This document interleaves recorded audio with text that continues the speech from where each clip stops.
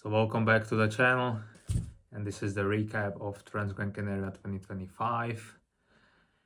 And man, that was one hard race, I can tell you that. And also time is flying. It's already Tuesday, March 4th, so more than a week after the race. And it's crazy that you locked in for so long, for so many weeks and months before the race.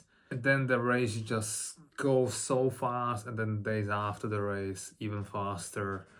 That's so fascinating, like how you can be released from the big goal after you're done with that. But anyway, let's talk about the race and what happened.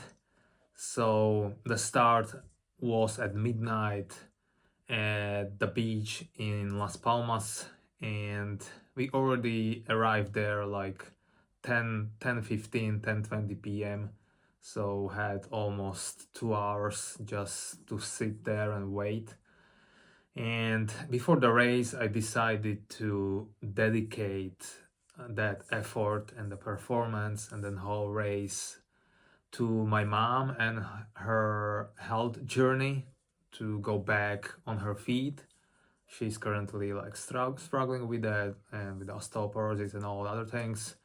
And I just wanted to dedicate that race to her and her journey. And also I was thinking like that could be very strong like internal motivation and the internal like factor who can help me later in the race, especially in the second half, where I know that the struggle will come, because it's always will come sooner or later in these big races.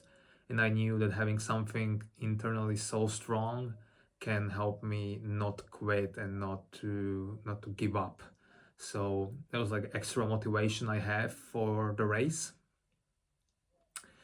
And one thing is so funny that, well, I right at the beginning I will say that I didn't have the race I wanted to have and planned to have. And I think it was mainly for one mistake I did literally just several hours before the race. And that was that I probably had like too much food. And normally on a breakfast I always have like the big breakfast, so that was okay. But then for the lunch I had like 2 huge plates of chicken, rice and potatoes and some sauce. And I had it like around 2 p.m. and literally like 5.5, 6 hours after, I was still super full when I went for the dinner. And on dinner I had another plate with like rice and some meat or something. So big amount of food before, and that was probably a bit of a mistake. Although I never started the race at midnight, so I wasn't sure if I should eat less or more before the race, because normally you start at 6-7 a.m. so you would like go maybe through some carb load, but then you have whole night to digest the food, and then for the breakfast you will have something lighter and just carbs. So this one was a bit different. And it's also so funny and ironic that you can have the best blog, best preparation, being most consistent for like 4 months, or in my case like 15 weeks, so almost 4 months, and then literally do one small mistake couple of hours before the race, before the start, and that can ruin your race. It's cruel, but I'm taking obviously all the responsibility because it was my decision and probably my mistake. But anyway, the race started at midnight and I felt really good through the first several hours. And before the race, I wasn't sure how I will handle running through the night because I'd never done it. But actually, it was super fun and you're very focused. You basically see just your headlamp a couple of meters in front of you, and you're so like locked in what's happening, and you don't want to like trip over something, that you really focus and you have all that adrenaline in your blood. So that was really fun experience running through the night, and especially when you have a good headlamp, then it's almost like it's a day, really. Like, it's so bright, that light from the Phoenix headlamp I have, that I didn't have any issues whatsoever running through the night. And as I trained numerous times and as I planned, I was taking the nutrition, roughly like 80-90 grams of carbs every hour, and also a lot of fluids, because I didn't want to be dehydrated, as that was something I experienced in the previous races and had problems with that. So I wanted to make sure that I won't be dehydrated. And even though it was midnight and after midnight and like running through the night, and it was maybe like 18-19 degrees, I would say it was still pretty hot and I was sweating right from the beginning. So that was the reason for taking more fluids. And everything went pretty smooth. My goal was to come to the Terror, which was like first, like bigger aid station, but like third in the race. And that was kilometer 32. And I wanted to come there around 4 hours. And I came there in 4 hours, 6 minutes, 35 seconds. So it was almost right on the time I had in my mind before the race. So everything went pretty smooth. I was always taking just water at the aid stations, at least all those early aid stations, because I was carrying all the gels and all the liquid carbs I needed until Fontanales. And then came to Fontanales, which was kilometer 43rd, 44th, and I came there after 6 hours, 6 minutes. And the plan was to be there before 6. I was like 10 minutes, 15 minutes, 10, 15 minutes behind my goal. But the bigger problem was that around that time, around 6 hours, I started to feel like my stomach was so full and so bloated that I couldn't put anything anymore in, any calories, any fluids. And another problem was that the stomach was so bloated that it started creating a pressure also on the diaphragm and other breathing muscles around, which obviously negatively influenced the breathing as well. So that was very unpleasant, and especially running downhill through those technical downhills, those vibrations from that, it felt like I had like 100 little knives like stabbing me in the stomach, and I had those abdominal side stitches. Very unpleasant. And that's what I think is what I did before the race, that I had so much food that even though I didn't feel it that much in the first 6 hours, I still didn't fully digest all that food. So it was just lying somewhere in the stomach. And eventually the stomach said like, no, I don't want anything else. I'm full. I'm closing the door. And yeah, since that moment, since 6 hours or 6 a.m. in the morning, I started to have these problems. And for next like 8 hours or whatever, I just couldn't put much calories in. If I tried to have like gel or something, immediately I felt like the stomach just didn't want that. And I wasn't vomiting, or I didn't have any need to go to the bathroom or anything. I was super bloated and I couldn't just put anything in. So obviously, as we continue, it started to be a bit of an issue, because I started to have less energy, and also it started to be warm. So when you can't put any calories and also much of the fluids, eventually you will feel pretty shitty and pretty weak. And yeah, I came to Artenara, which was kilometer 68, in 10 hours 34 minutes. So it was 10 hours 34 minutes in the morning. And I came there and I told myself that, okay, the race is not going as I want it, but I still can figure it out. Let's like go to the bathroom, let's sit for 5-10 minutes, let's have maybe a bit of rice or something, Pepsi, and let's just see if that's going to get better. So went to the bathroom, had Pepsi, had a bit of paella or just pure rice or whatever it was that. And for like 5-10 minutes actually felt decent or better. But as we went through the Artenara and through the peak and then down through Cruz de Tejeda and through the Tejeda, I again started to feel the stomach. And especially on those downhills, it was also so frustrating that I was able to push on uphills and I was able to also pass some people, but then the same people would pass me on the downhills.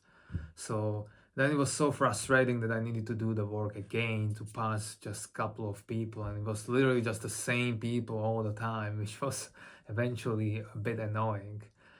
But anyway, finally came to Tejeda, which was kilometer 80, 81, and almost like 5,000 meters elevation gain. It was 12 hours, 59 minutes, 44 seconds. And it started to be really, really warm. And I knew that part going uphill basically for 8K to El Garañón or 9 kilometers and doing almost 1,000 meters of elevation gain on the exposed rails. And we also been so lucky with the weather that even in the areas where when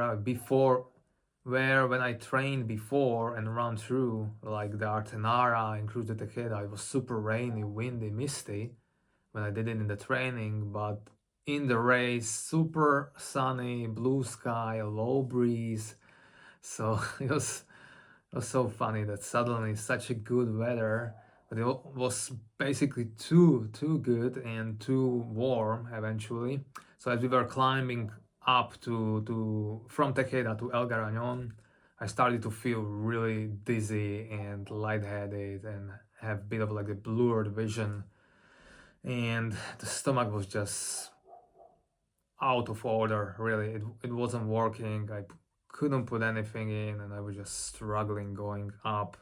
I needed to stop several times for like 30 seconds just to breathe, and I started to think like this is not good and I don't know how I will finish the race, and was also talking to myself like it's still marathon to go to the finish, like that's crazy, like how on earth I will finish it in this state. Finally came to El Garañón, which is kilometer 89. You can see here on the video that I didn't care. I was really just I know, I was done. And as I came to the aid station, I was like on the edge of not finishing the race, and I was 90% sure that I would DNF there. But something stopped me, and that was the thought that I dedicated this race to my mom and her health journey. And I told myself, like, is this how I want to end it? Is this how I want to finish this dedication? And like this other voice was like, yeah, but nobody knows about this. It's just you. And I was like, yeah, it is just me, but I will know. I will know that I quit and that I didn't fight through. And I told myself, okay, let's try to sit for whatever time. Let's try to actually have a nap. Let's try to have a coffee, so the first caffeine, if I'm not counting the Pepsi, which has a bit of a caffeine. And let's have some hot meal. So I asked the volunteer, where is the hot meal and coffee, took the drop bag, as that was the second aid station with the drop bag, went to the building, took some food and coffee, and took a nap. And immediately I just put my head on my arms and I was sleeping. Woke up after 30 minutes, and man, what a difference. What a difference 30 minutes can do. It was crazy. I suddenly felt so much better, especially like mentally so fresh. The legs felt much lighter. Stomach was still like so, but suddenly I was like, yeah, let's finish this race. Let's finish this race. And it doesn't matter that it's going to take me another whatever amount of hours. It doesn't matter that I will not hit the goal I had in my head before. Let's just finish it. Because I asked myself, can I still put one foot in front of the other? And the answer was yes.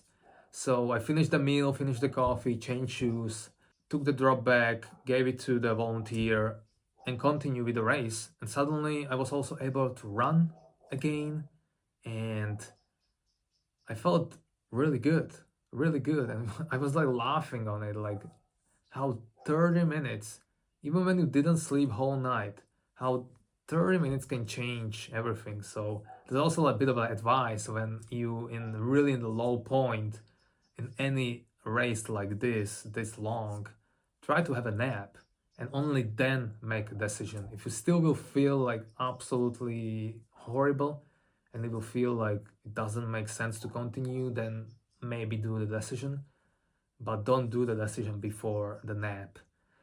So from that point, I knew that I will finish the race and came to the Tunte in 17 hours, 58 minutes, 48 seconds. By the way, that downhill to Tunte, it was like never ending, rocky, annoying. And you just needed to be so focused on those rocks because one fall and that would be very, very nasty. And I literally saw a guy in front of me who fall down and didn't look good. So yeah, you needed to be really careful, super like technical in that part, and especially when you're tired and after a whole day of running. Came to the Tunte, so in 18 hours, and I knew the last part very well. I did it 2 times in my training, so it was a short uphill, again rocky, but I was able to push it, and then downhill to Ayagaures. We had beautiful sunset, as you can see here. And in those moments, I was so grateful that I'm healthy, that I can be there, I can run, and I'm strong enough to do this. And and and I told myself it doesn't matter that I will finish this race later than I wanted to. But how beautiful is this? How beautiful and amazing this island and this world. Like I was a bit emotional in those moments. So anyway, run through the last aid station, came there in 19 hours 51 minutes, had another coffee, had a little bit of a chat with this British lady there volunteering. It was also nice to have like a good chat. And then knew the last part, a bit of the uphill, again was able to even run it, so still had strength in my body. It was also a testament that I was well prepared for the race and that I was able to do it or run it faster. But anyway, then the last, as you came to the up of that last hill, it was like the last 10k to the finish, and seven of those kilometers were through the riverbeds. It was again dark, so second time with a headlamp, and I was flying through that part. Like I was passing people, I put the music in, and I just didn't care about those rocks. I was flying through them, and I just wanted to be done, so I didn't care, and was able to pass several people, which was also nice feeling that I still can race the race. And then finally came to the finish in 21 hours 45 minutes, and literally found the first chair and was sitting there for next like 30-40 minutes and was just thinking about the whole day and all that physical agony, all those mental battles, everything just like went through me, and I realized that wow, this was like the big fight I went through, and maybe in some weird way I'm more proud of finishing the race and not quitting than if everything went smooth. And I was also very proud and very happy that I successfully finished that dedication to my mom and her health journey. And yeah, I was in big pain, but at the same time very, very happy. And again, felt very, very grateful. And it was also very, very emotional. Like, you feel such a deep, strong emotions after you're done with such a beast of the race. And it's hard to describe that by the words. Like, you need to do that and then finish that, and then you will understand, I would say. So yeah, as I was there and then sitting, I was thinking like, oh my god, like, I don't want to do this again. But then literally, like, next morning I was like, yeah, I want to do it again, and do it better, because I know that I can do it better. So I mean, look, it was frustrating and disappointing that I didn't race as I wanted, because my goal was somewhere between 16 17 hours, and I know that it was possible. I know that I did really good training, and my nutrition was good, all that, but I did a mistake before, and that stopped me. And that's also the beauty of ultra running, that it's so uncertain. You just don't know what's going to happen. You can be prepared for 100 things, and 100 first thing will happen to you, and then you need to figure it out live during, like, okay, what's the solution to this problem?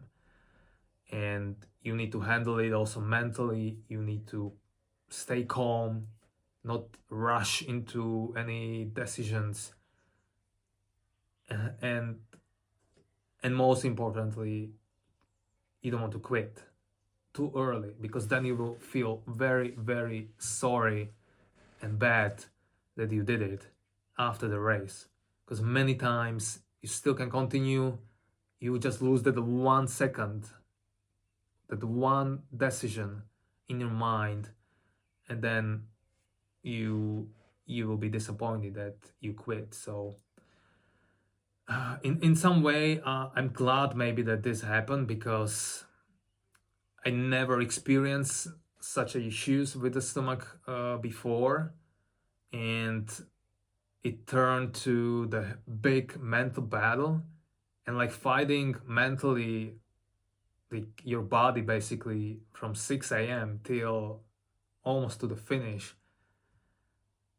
It takes a lot of energy, but also it brings very valuable lessons. And it may be a bit of a cliche that like every race is a lesson, and all that, but I really believe it, that it can be a big lesson, and it depends on you what you can take from it.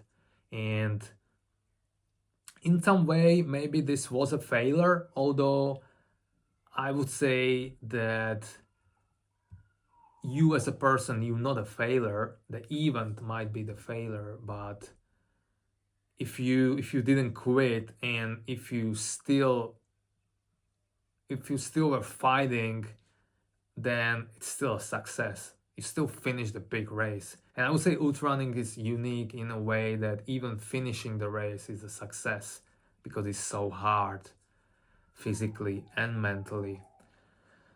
So yeah, I mean, it was great experience. I'm very glad that I did this race. I would recommend it highly to do the race. It's super hard, super technical in some parts, but also runnable in other parts. And it's very challenging. You're running through the night, no sleep, and then the weather can change. You can have pretty sunny, hot weather, but also it can be rainy. The terrain changed. The terrain will change, and also the views, and you can see the sunrise and maybe the sunset as well. And you see just the beauty of the island, the beauty of the nature. You run through all those little towns, all the people cheering was also one great thing about this race, that so many people in those towns were just constantly cheering on you. Volunteers, amazing work. So yeah, beautiful experience and adventure, and I cannot wait for another one. So yeah, so and that's a nice transition to what's next.